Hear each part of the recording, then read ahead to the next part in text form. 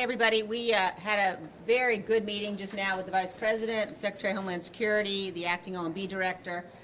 The main message and focus is the fact that we have a crisis at the southern border. Nobody denies we have a crisis at the southern border. It's absolutely clear it's a humanitarian crisis and it's a security crisis, and we've got to ensure we provide the resources necessary. The President has been and continues to negotiate in good faith. He's giving an address this evening. It's the first time he's given an address from the Oval Office. It shows you the importance of the issue.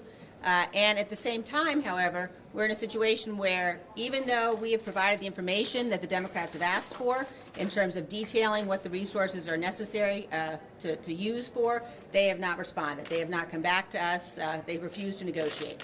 So we are absolutely dedicated to making sure that we secure the border and stop the political games, stop the partisan games. And the Vice President was received very warmly and was able to give everybody a very clear idea of where the President stands and his commitment on this issue. So with that, I will turn it over to the whip. Thank you, Liz. We have a clear crisis at the southern border.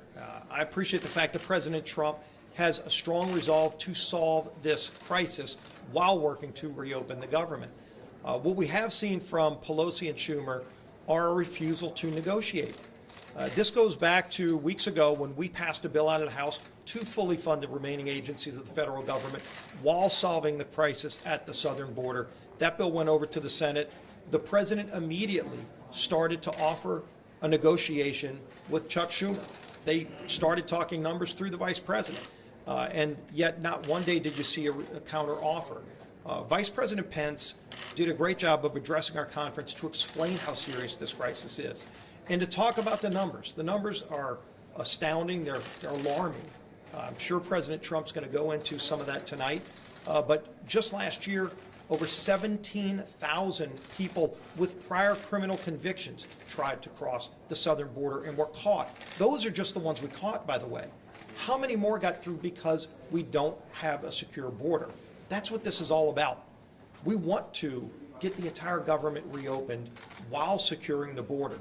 You can't have one without the other. You can't say you're for border security and then refuse to support the very things it's going to take to secure the border. These aren't numbers from the President. These are numbers from the experts who are tasked with keeping our country safe, who want to keep our country safe but don't have the tools they need. We're going to see tonight how serious this crisis is at the border, but we've got to get this problem solved. We've got to reopen the government while securing the border. That's what this battle's all about. Leader.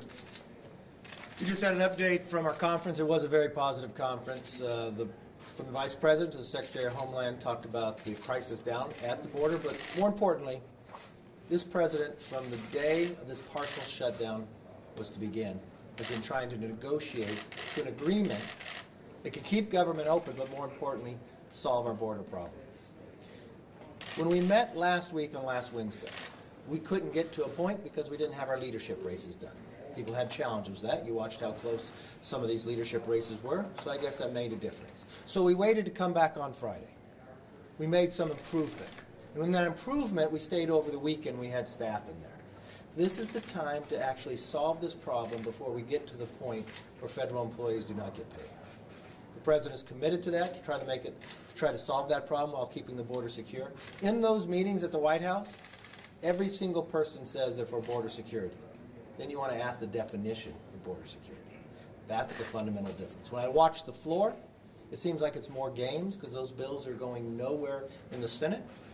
Leader McConnell has already said so. The President said he'd veto it. Now is the time to both sides come together, come to an agreement, especially if all sides say they support border security, and find common ground to make sure the rest of the government opens back up and we continue to move forward and end the crisis on our border.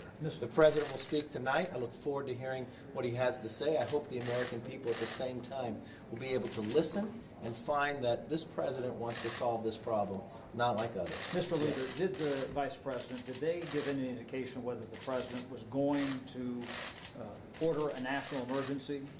They did not touch that topic. The President I think we'll all be listening tonight to hear where the president wants to go. And you have concerns if they were, because under President Obama, your side was very concerned, always saying we need to exercise our Article I authority. Would you be okay if the president went that way and went around Congress? Look, I've watched this president and the number of meetings I have been in with him, with the Democrats on the other side.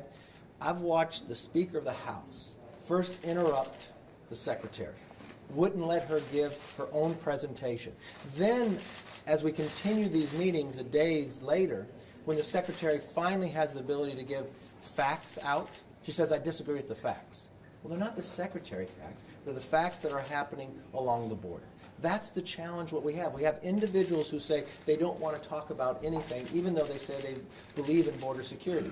This is the time to put people before politics, stop playing political games, and this president has worked day in and day out. He stayed here during the process, trying to make sure people came together, find common ground. But this is something the president ran on. This is something the American public understands. We have a crisis on our border, and we have to solve that problem at the same time, make sure government opens back up. Mr. Leader, is it? Hey, I apologize. I don't control Leader, the floor. Mr. Leader, is it possible to secure the border without a wall? Look, the president has talked before.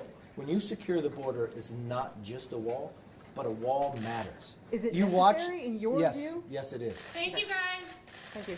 So can you say whether or not you support, whether we should, you support it?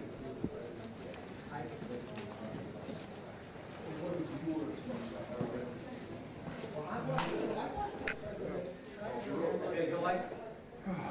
Yeah, good, thanks, man. So funny to watch the story. I'm sorry, what? So funny to watch the reporter scurry.